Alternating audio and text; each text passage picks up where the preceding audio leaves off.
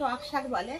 এটা কিন্তু আজকে করবো, তাহলে তোমরা আমার সঙ্গে থাকো, আমি কিভাবে করছি তোমরা দেখবা। কিছু নয়, পাতা একদম পরিষ্কার, তাও কিন্তু বাইরের শাক আমি ধুয়ে নেব এভাবে করে, ভালো করে ধুয়ে নেব। তেল দিয়ে দিচ্ছি, সর্ষের তেল পরিমাণ মতন দিয়ে, সর্ষা দিয়ে দিচ্ছি, শাকটাকে দিয়ে দিচ্ছি,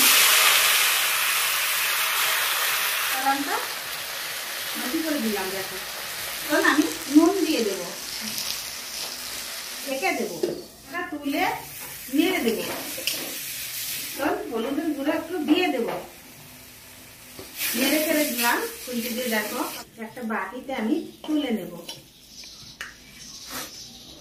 এবার দেখো, খেয়ে দেখছি, সেই স্বাদ।